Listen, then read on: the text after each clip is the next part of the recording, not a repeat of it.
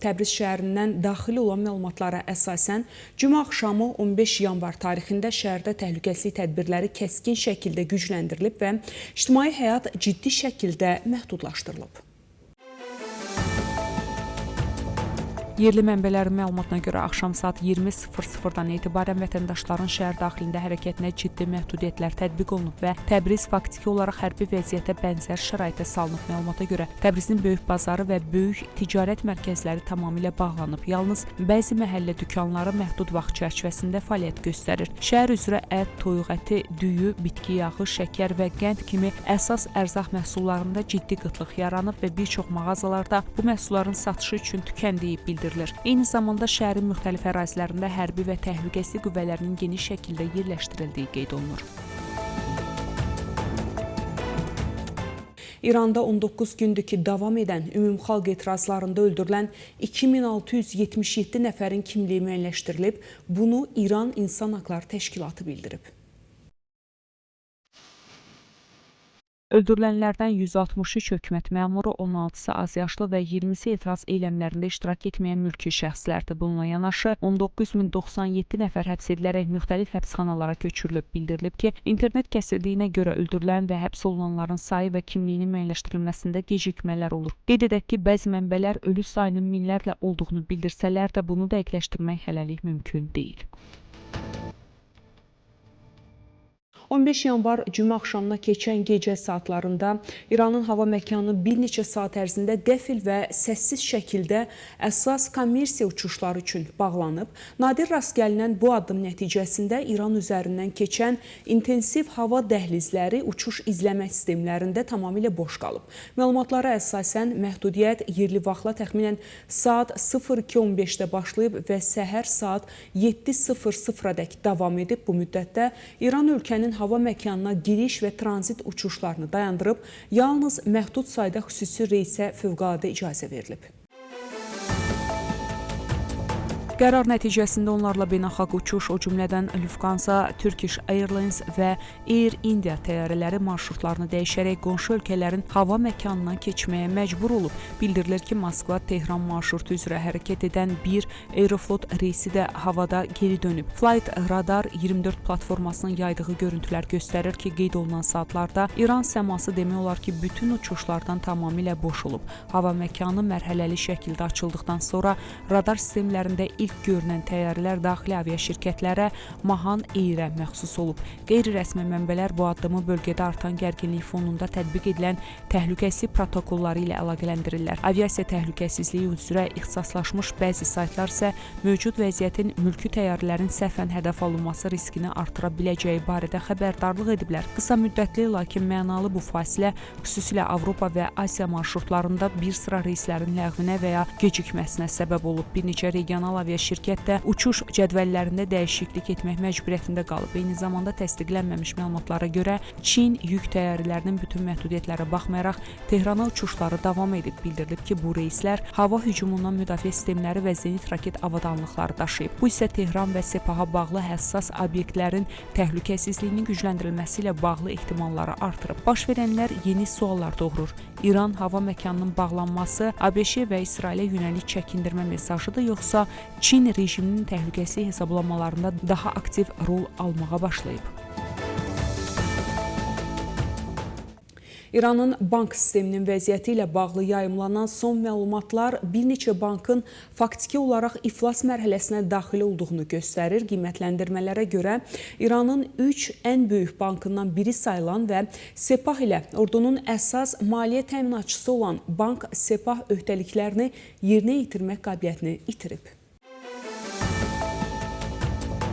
Eyni zamanda ən azı daha 4 böyük bankın da oxşar durumda olduğu bildirilib. The Wall Street Journal qəzetinin yazdığına görə İran Mərkəzi Bankı bu bankların tam çöküşünün qarşısını almaq üçün pul emissiyasına əl atmağa məcbur qalıb. İqtisadçılar isə bu addımın inflyasiyanı sürətləndirəcəyi və iqtisadi böhranı daha da dərinləşdirəcəyi barədə xəbərdarlıq edirlər. Hesabatda ötən payızda bank AID-nin də iflası və ləğvi İran hakimiyyətinin iqtisadi çökməsinin açıq göstəricilərindən biri və 2026-cı ilin yanvar ayında baş baş verən ümumölkə etirazlarının əsas zəminlərindən biri kimi qiymətləndirilir. Qəzet yazır ki, hakimiyyətə yaxın şəxslər tərəfindən idarə olunan bank AEN-də gecikmiş kreditlər səbəbilə təxminən 5 milyard dollar zərərlə üzləşmiş və faktiki olaraq müflis vəziyyətə düşmüşdü. Beynəlxalq Valyuta Fondunun Yaxın Şərq və Mərkəzi Asiya üzrə keçmiş rəsmisi Ədnan Məzərinin sözlərinə görə bu hadisə hakimiyyətin legitimliyi itirmə prosesini daha da sürətləndirib. İqtisadçıların fikrincə mövcud maliyyə böhranı illərlə davam edən yanlış idarə etmə, artan beynəlxalq sanksiyalar, ötən il İsraillə baş verən müharibənin nəticələri və bank sisteminin siyasi hərbi maraqlar naminə alətə çevrilməsinin birbaşa nəticəsidir. İranın Türkiyənin Adana şəhərində yerləşən İncirlik hava bazası və Malatya vilayətindəki Kürecik radar bazasını hədəf ala biləcəyi ehtimalı Türkiyə mətbuatında geniş əks-səda doğurub və ölkə gündəminin əsas mövzularından birinə çevrilib.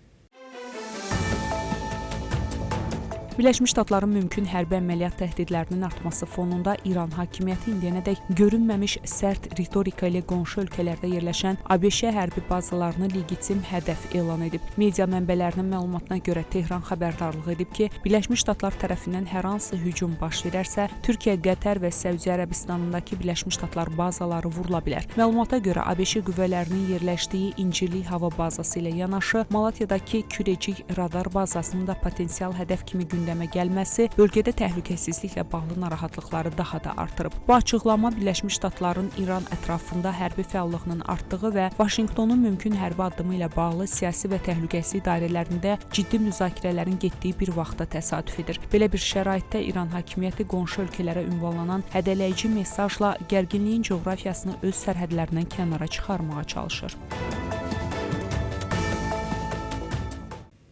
Türkiyə Müdafiə Nazirliyi İranla sərhəd təhlükəsizliyinin gücləndirilməsi çərçivəsində yüzlərlə müşahidə qülləsinin quraşdırılması, yüzlərlə kilometr uzunluğunda modul beton divarların tikintisi və sərhəd xəndəklərinin qazılması işlərinin tam başa çatdığını açıqlayıb. Bildirilib ki, İranla 560 kilometrlik sərhədin təhlükəsizliyinin sistemin olunması üçün tədbirlər görülüb.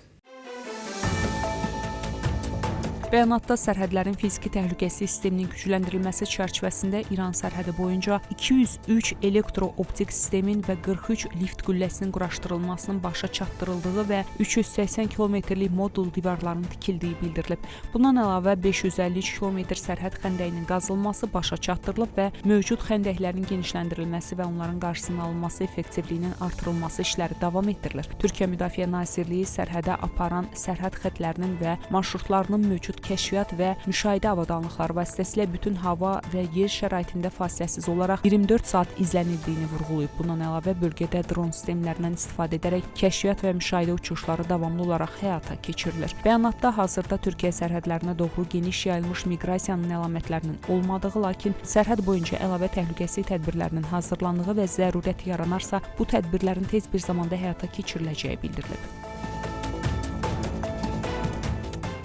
Ermənistan heç vaxt İrana qarşı heç bir addım atmayıb və atmayacaq da, bu barədə Ermənistan parlamentinin sədri Alen Simonyan bildirib.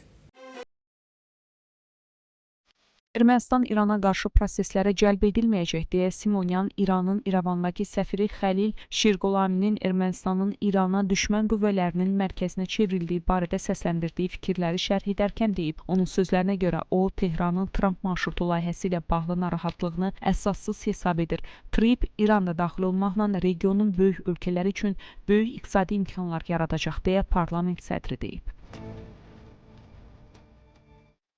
Rusiya etirazları yatırmaqda silah və müşahidə texnologiyaları verməklə İranı fəal şəkildə dəstəkləyir. Kreml öz maraqlarını qoruyaraq birbaşa hərbi müdaxilə əvəzinə gizli yardıma üstünlük verir. Bu barədə Foreign Policy məlumat yayıb.